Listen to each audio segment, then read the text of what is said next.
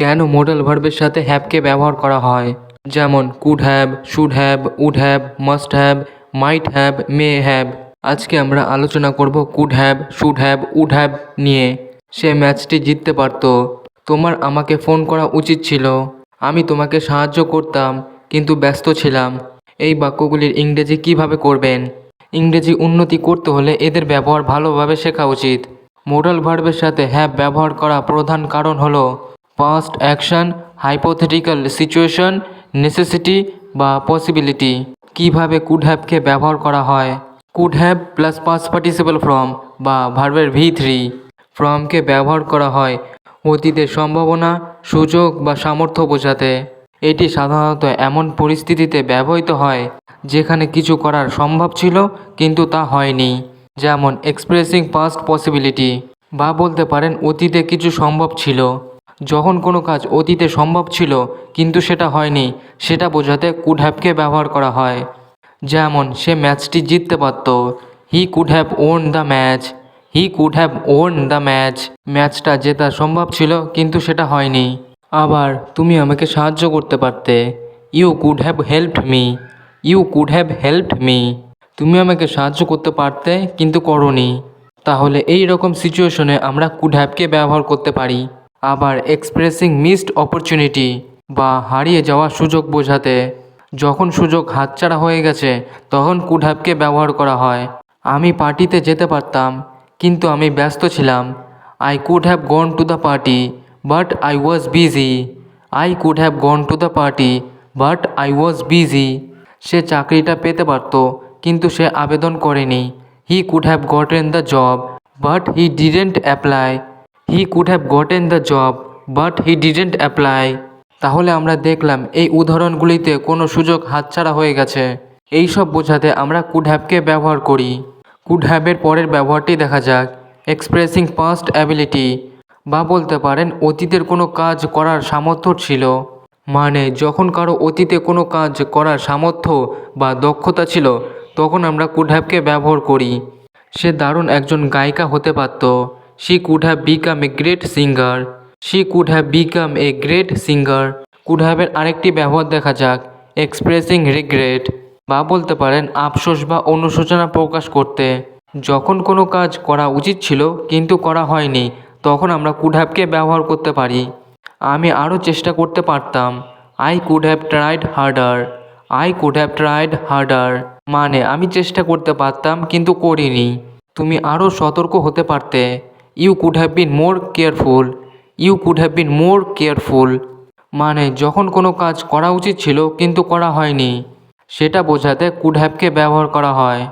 Expressing hypothetical situation বা বলতে পারেন অবাস্তব বা কল্পনাপ্রসূত পরিস্থিতি বোঝাতে। খুব সহজ করে বললে যখন কোনো পরিস্থিতি বাস্তবে ঘটেনি কিন্তু সম্ভব ছিল তখন আমরা কুড হ্যাভকে ব্যবহার করি। আমরা যদি আগে বের হতাম তাহলে ট্রেনটি ধরতে পারতাম।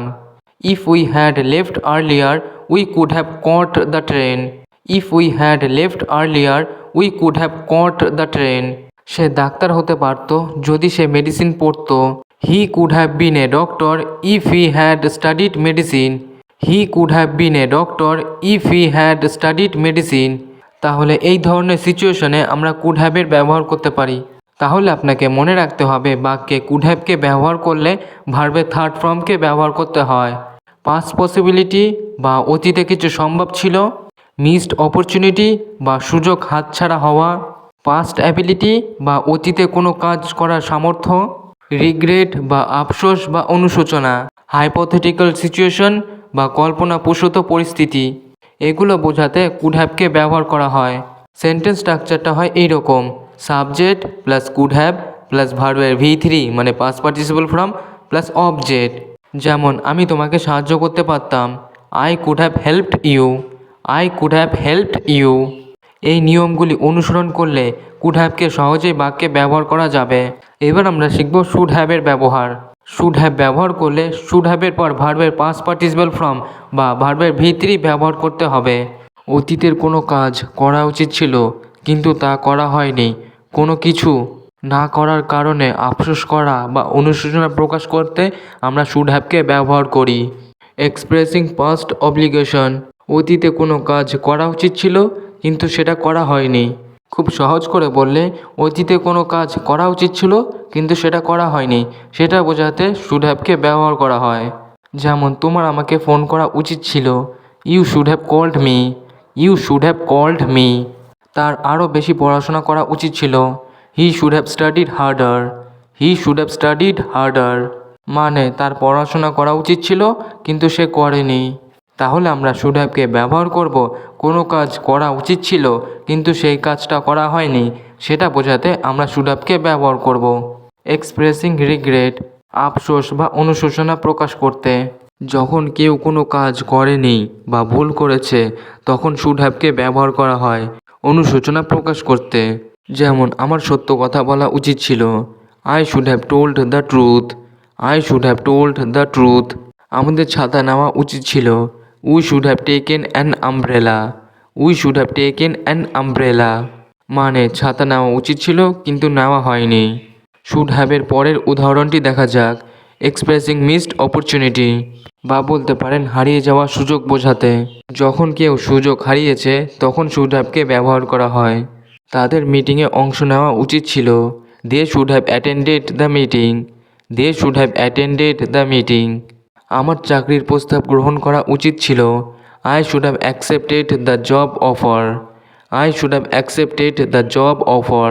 শুড হ্যাভের পরের ব্যবহারটি দেখা যাক, এক্সপ্রেসিং এক্সপেকটেশন, বা প্রত্যাশা প্রকাশ করতে। যখন কোনো কাজের প্রত্যাশা করা হয়েছিল কিন্তু তা হয়নি, সেটা বোঝাতে শুড হ্যাভকে ব্যবহার করা হয়। এখন পর্যন্ত তার পৌঁছানো উচিত ছিল, he should have arrived by now, he should have arrived by now. তার কাজ শেষ করা উচিত ছিল, he should have finished his work, he should have finished his work. তাহলে আমরা শিখলাম যখন কোনো কাজের প্রত্যাশা করা হয়েছিল কিন্তু তা হয়নি, সেটা বোঝাতে শুড হ্যাভকে ব্যবহার করা হয়। শুড হ্যাভের পরের ব্যবহারটি দেখা যাক, এক্সপ্রেসিং ক্রিটিসিজম, সমালোচনা বা দোষারোপ করতে। খুব সহজ করে বললে কোনো কাজে সমালোচনা করতে শুড হ্যাভকে ব্যবহার করা হয়। তোমার এইভাবে কথা বলা উচিত হয়নি, you shouldn't have spoken like that, you shouldn't have spoken like that. তাকে বিশ্বাস করা উচিত হয়নি, she shouldn't have trusted him, she shouldn't have trusted him. এই দুটো আমাদের নেগেটিভ সেন্টেন্স। পাস্ট অব্লিগেশন বা অতীতে কোনো কাজ করা উচিত ছিল সেটা বোঝাতে আমরা শুড হ্যাভকে ব্যবহার করি। তাছাড়া রিগ্রেট বা আফসোস বা অনুশোচনা প্রকাশ করতে শুড হ্যাভকে ব্যবহার করা হয়। বা মিসড অপরচুনিটি বা সুযোগ হাতছাড়া হওয়া, এক্সপেকটেশন বা প্রত্যাশা, ক্রিটিসিজম সমালোচনা বা দোষারোপ, এইসব বোঝাতে শুড হ্যাভকে ব্যবহার করা হয়। সেন্টেন্স স্ট্রাকচার হবে এই রকম, subject plus should have plus ভার্বের থার্ড ফর্ম মানে পাস্ট পার্টিসিপল ফর্ম। যেমন তোমার আমার কথা শোনা উচিত ছিল, you should have listened to me, you should have listened to me. এবার আমরা শিখব উড হ্যাভের ব্যবহার। উড হ্যাভের পরে ভার্বের থার্ড ফর্ম মানে পাস্ট পার্টিসিপল ফর্ম ব্যবহার করতে হবে।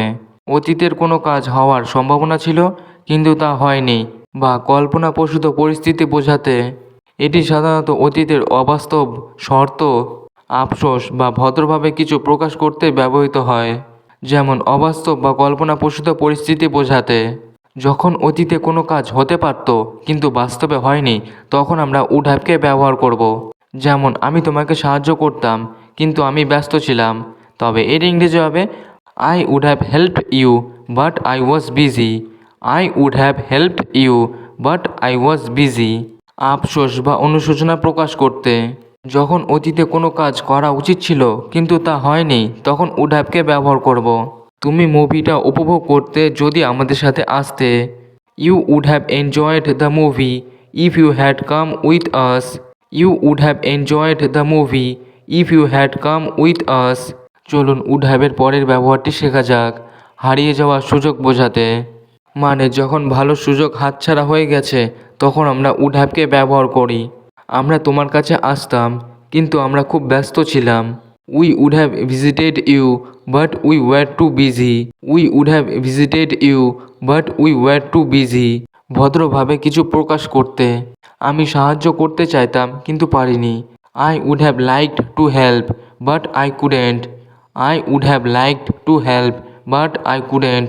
যখন অতীতের কোনো শর্ত সত্য হলে ফলাফল ভিন্ন হতে পারত তখন উড হ্যাভকে ব্যবহার করা হয়। যেমন তুমি যদি পড়াশোনা করতে তাহলে তুমি পরীক্ষায় পাশ করতে। If you had studied you would have passed the exam. If you had studied you would have passed the exam. যদি সে আগেই বের হতো তাহলে বাসটি ধরতে পারত। If he had left earlier he could have caught the bus. তাহলে আমরা শিখলাম উড হ্যাভের পর ভার্বের থার্ড ফর্ম ব্যবহার করতে হবে। সেন্টেন্স স্ট্রাকচার হবে এইরকম, subject plus would have plus ভার্বের থার্ড ফর্ম মানে past participle form plus object. আমি তোমাকে সাহায্য করতাম যদি আমি জানতাম। I would have helped you if I had known. এই নিয়মগুলি অনুসরণ করলে আপনি উড হ্যাভের ব্যবহার শিখে যাবেন। আজকের ভিডিওটা এখানে শেষ করছি, দেখা হবে নেক্সট ভিডিওতে। Thank you so much for watching. Keep learning, keep practising, keep growing. See you in the next video. Bye by.